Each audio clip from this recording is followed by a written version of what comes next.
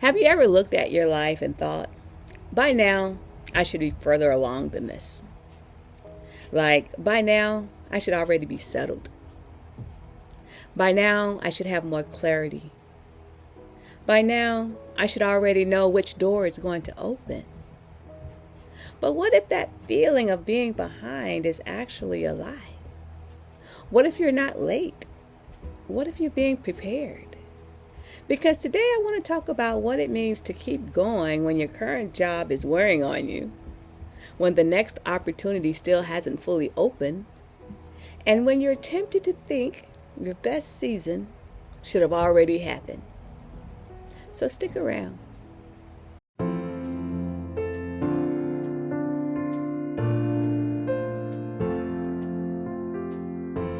Hey friend, welcome back to Ways of Change. I'm Vanessa, and this is day 94 of showing up every day, documenting this journey and sharing this real-time process of reinvention, faith, career transition, and becoming.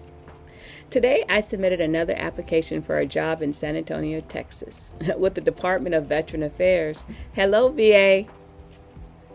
I've also completed my engagement hour, and I posted a clip from yesterday's episode about being tired of your current job. And honestly, that clip still feels very relevant today. Because even though I'm continuing to move forward, even though I'm still applying, even though I'm still doing what I need to do, there's a part of this journey that can feel heavy. Not because I've stopped believing, but because it's exhausting to keep showing up in a place that no longer feels aligned while waiting for the next chapter to reveal itself. So today I want to talk about this idea. Maybe I'm not behind. Maybe I'm becoming.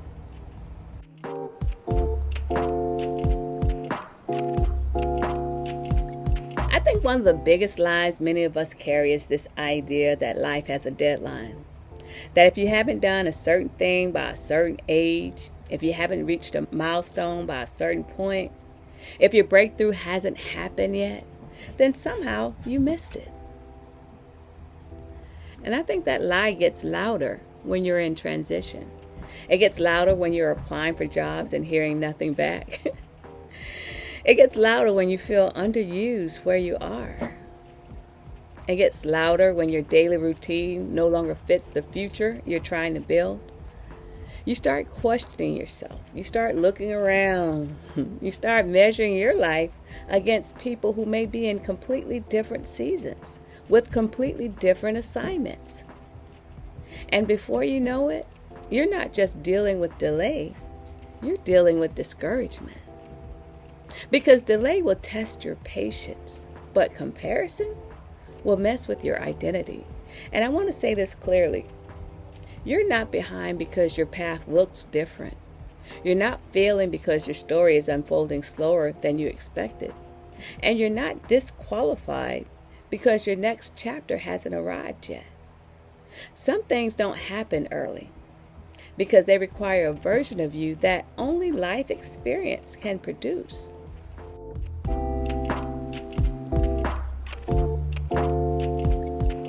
That's the part we don't always celebrate. We celebrate arrival. We celebrate titles. We celebrate the shiny outcome. We don't talk enough about the strength built in the process, in the waiting. We don't talk enough about what happens in the middle. The middle is where your patience is tested. The middle is where your confidence has to mature. The middle is where you learn how to keep your peace even when you don't have the full picture. And I think that's where a lot of us are. I know I am. We're not at the beginning anymore, but we're not fully at the next destination either. We're in the middle. And the middle is uncomfortable because it doesn't always give you quick evidence that anything is happening. But that doesn't mean nothing is happening. Maybe this season is about producing a deeper kind of confidence. Not loud confidence, not performative confidence. I'm talking about the kind that says, I know what I carry, I know what I bring to the table, I know what I've survived, and I know that one closed door doesn't erase my value.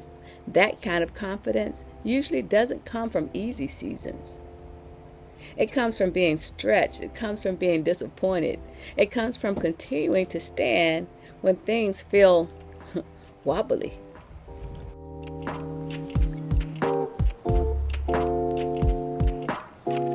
So yeah, today I applied for another job in San Antonio. And on paper, that may just look simple. Just another application, just another submission. But for me, it represents something bigger. It represents my refusal to shut down just because the exact picture I had in mind hasn't happened yet. It represents flexibility without surrender. It represents the willingness to keep moving, to keep exploring, to keep trusting that God can redirect without denying. Because sometimes we think faith means staying locked in one version of the plan. But faith can also look like movement. Faith can look like adjusting. Faith can look like saying, I'm still open, I'm still available, I'm still trusting. And I think that matters in seasons like this, because when you've been hoping for one thing for a long time, it can feel emotional to open yourself up to a different possibility. Not because you've lost a dream, but because you're learning that purpose is often bigger than one location, one title, or one exact path.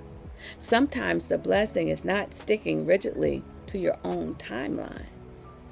And sometimes the blessing is staying responsive. And that's where I am, still hoping, still applying, still moving, still listening.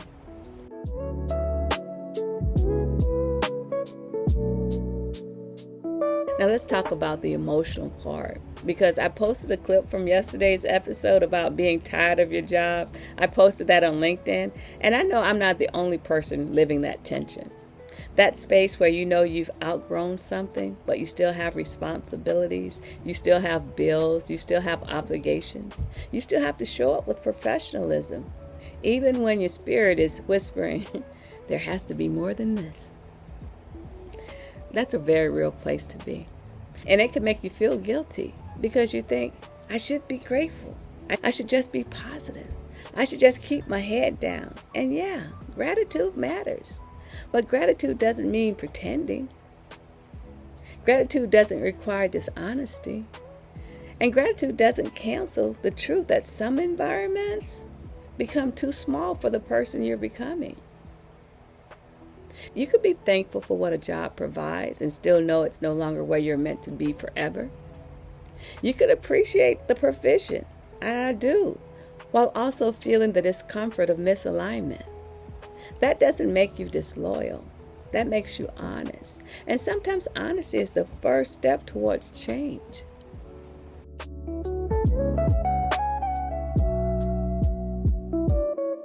One thing I've been sitting with is the power in blooming later. Because late bloomers usually have something early bloomers don't.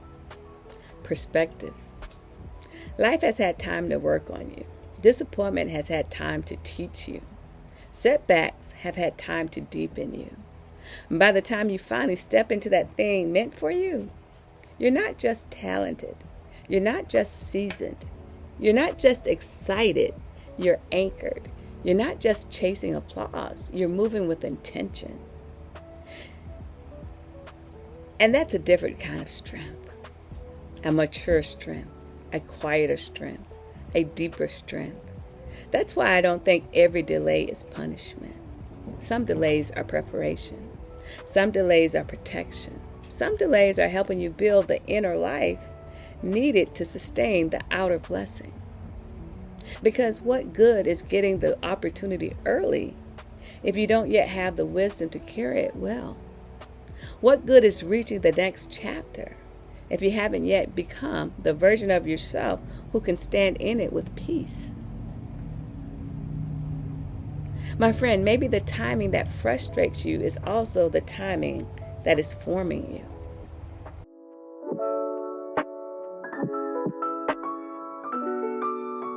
Now, let me say something about that word for a minute, becoming.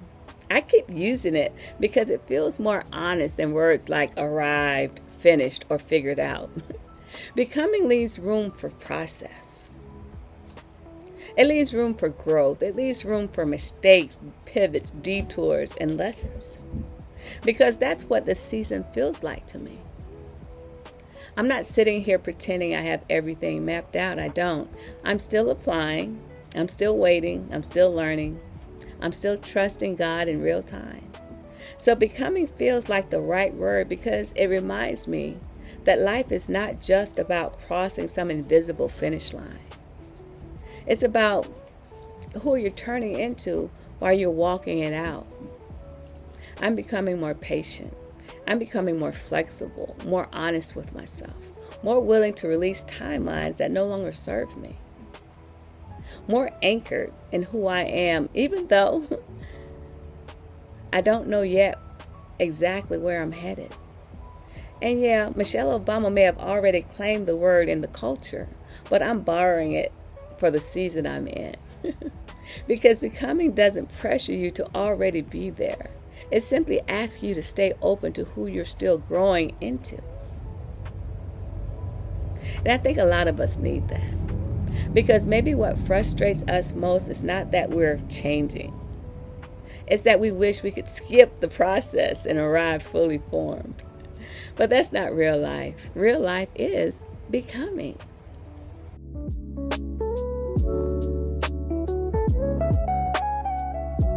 The scripture I want to anchor this episode in is a familiar one, Isaiah 41:31. But they that wait upon the Lord shall renew their strength. They shall mount up with wings as eagles. They shall run and not be weary, and they shall walk and not faint. I love this verse because it doesn't say waiting is easy. It says waiting could be renewing. That's different. Because a lot of us think waiting only drains us. But this verse reminds us that when we wait with God, there can still be strength in the process. There can be renewal in the process. There can be power in the process. Not because everything is resolved, but because your source is not the circumstance. Your source is God. And some of us need that reminder today.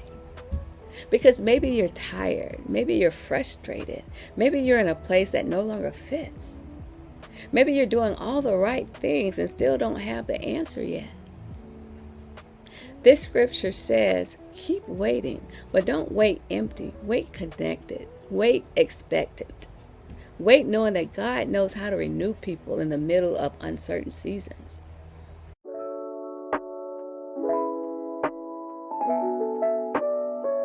This journey is teaching me that becoming is really glamorous.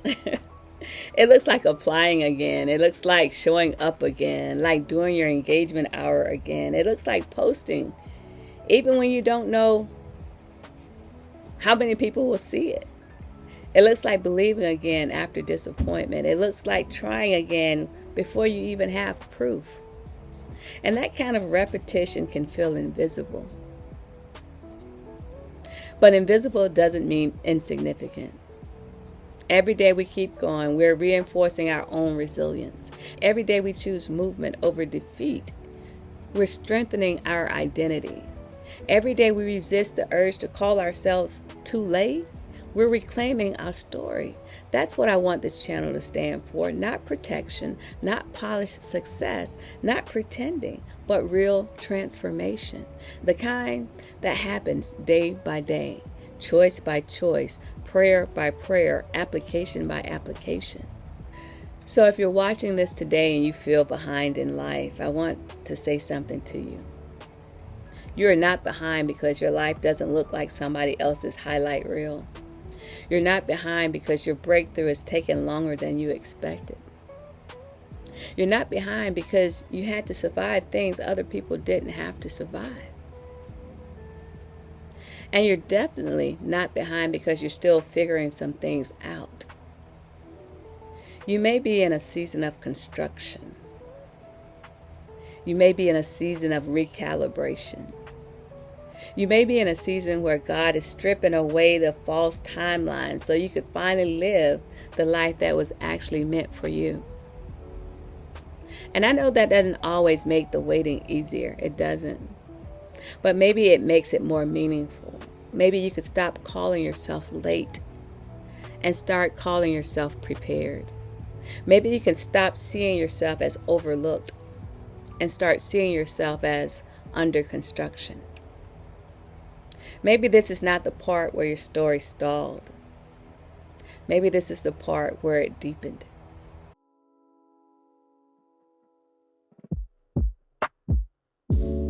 Here are your 3 journaling prompts for today. Number 1, in what areas of my life have I been calling myself behind, and what might God be building in me instead? Number 2, what skills, strengths, or lessons have I gained from the very season I've been tempted to resent? And 3, what would it look like for me to trust my timing without comparing it to somebody else's path? Take your time with these. Don't rush them, because sometimes your next level starts with a more truthful conversation with yourself. So friend, that's day 94. Woohoo! And today's reminder is this. Maybe you're not behind. Maybe you're becoming. Maybe this season is not evidence that you missed it. Maybe it's evidence that your roots are getting deeper before the next thing blooms. If that speaks to you, drop something in the comments. Have you ever felt behind in life? And if so, what is this season teaching you? And if this episode encouraged you, go ahead and like, comment, and subscribe to Ways of Change. Thank you for rocking with me till the end. I'm Vanessa, and I'll see you tomorrow. Bye.